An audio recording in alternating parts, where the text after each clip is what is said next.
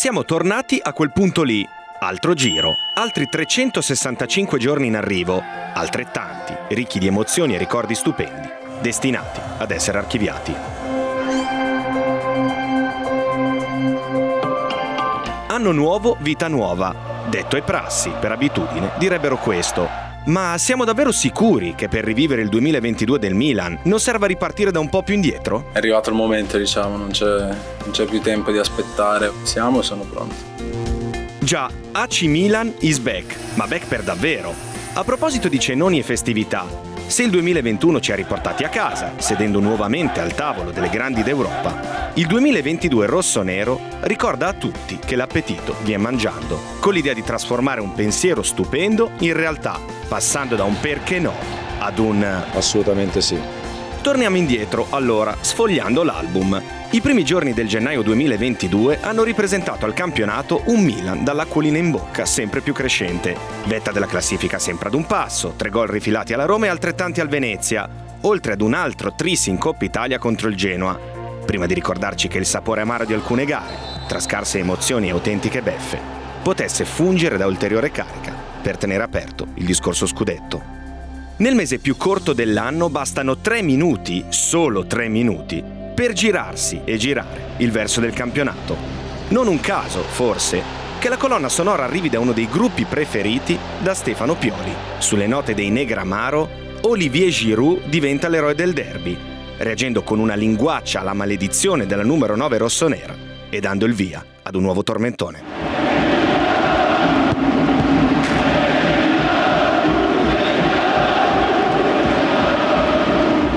Nella settimana perfetta, dopo il poker in Coppa Italia alla Lazio e un treno blindato fino al 2026, l'asse portiere-attaccante confeziona il sorpasso nel primo lunch match casalingo. Il 13 febbraio, Maignan e Leao issano il Milan in vetta alla classifica. Ogni delusione o torto successivo sarà una prova di forza mentale perfettamente superata. Da quel primo posto in classifica, il diavolo non scenderà più.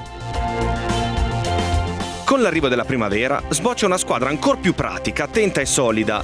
Marzo è il mese del trittico degli 1-0, pescando dalla fioritura rossonera, protagonisti sempre diversi. Giroud si conferma l'uomo dei gol pesanti, aggiungendo una punta di consapevolezza in più nel credere al sogno scudetto. Kalulu e Bennacer, alla voce imprescindibili, uniscono lampi decisivi per risolvere le pratiche Empoli e Cagliari, volando col sorriso verso l'ultima sosta stagionale.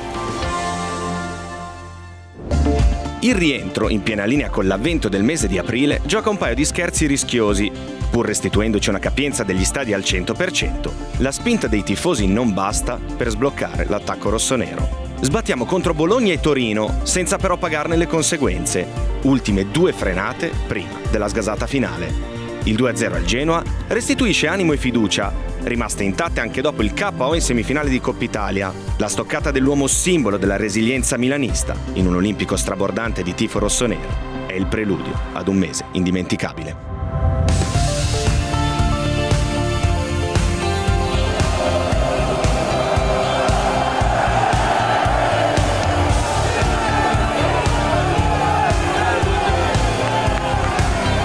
Se maggio fa rima con coraggio, averne, per chi non ha mai mollato, è naturale conseguenza.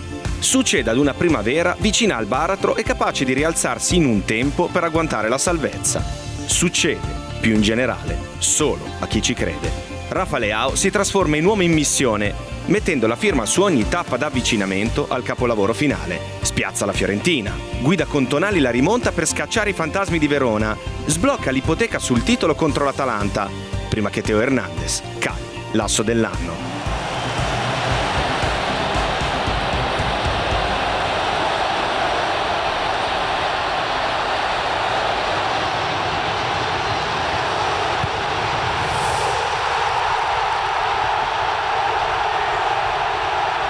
I 3 assist in mezz'ora contro il Sassuolo lanciano il delirio tra Reggio Emilia e le vie di Milano, senza dimenticarsi degli spogliatoi del Mapei. Lì, dove una festa attesa 11 anni parte così. Festeggiate come campioni perché Milano non è Milan. Italia è Milano!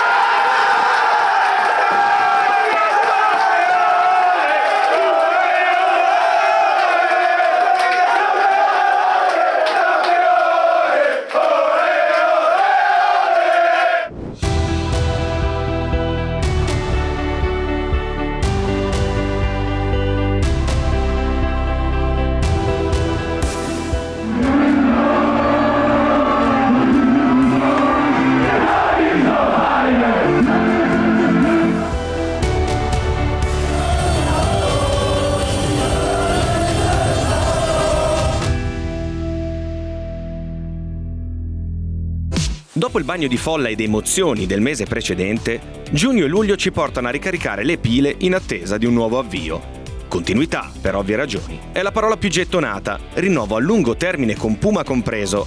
Alle precedenti conferme si aggiungono nuove firme, oltre alla stabile permanenza dei fautori della rinascita rossonera. Il termine novità, però, non manca, dall'arrivo di nuovi volti al ritorno di vecchie conoscenze lanciate alla guida della primavera. Si riparte tra amichevoli ritiri, c'è chi mette subito le cose in chiaro e chi affina la precisione a modo suo, pedalando forte, per mettere più benzina possibile nelle gambe, in vista di 3 mesi on fire.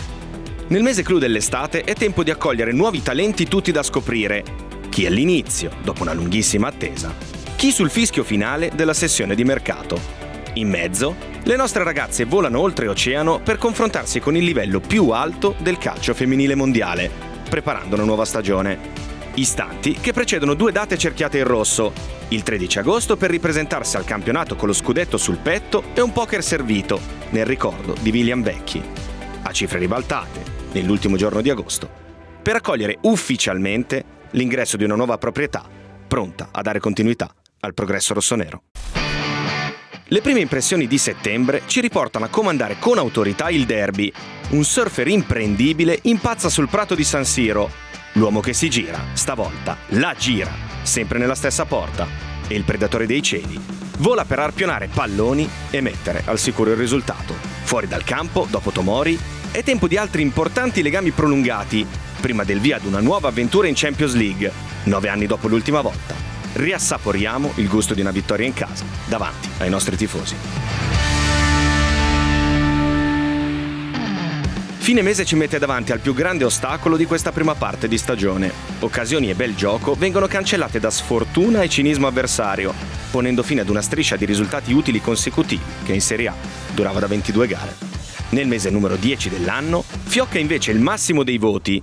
Il primo 10 in pagella è per Fodé Ballo-Touré, eroe inatteso di un sabato sera empolese, ricco di colpi di scena con 3 gol in 4 minuti di recupero.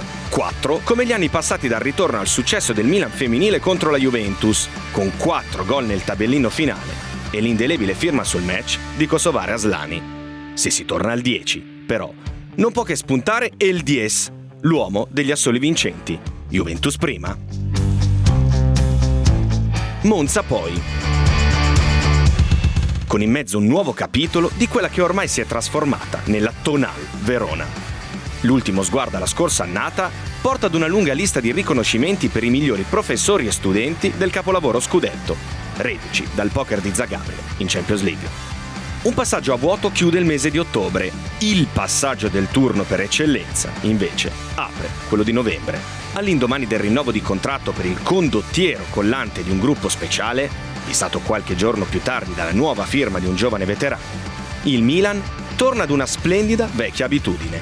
In tandem con una primavera mai così brillante in Youth League, al primo storico posto nel proprio girone, 9 anni dopo l'ultima volta, arriva la qualificazione agli ottavi di Champions League, là dove le stelle più brillanti si possono guardare ancor più da vicino.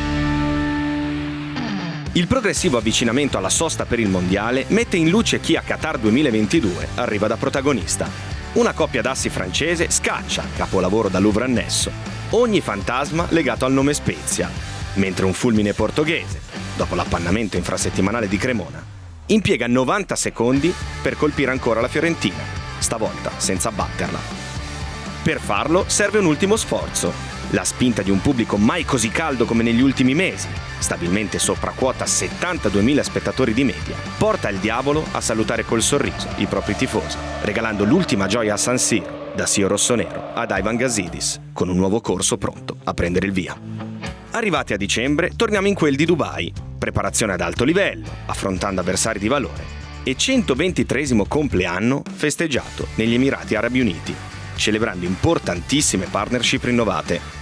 Nel cuore del nostro paese, dopo una lunga lotta contro un avversario infame e sleale, il cuore di Sinisa Mihajlovic smette di battere, vivendo per sempre nella memoria di chi ne ha saputo cogliere uno spessore umano imparagonabile.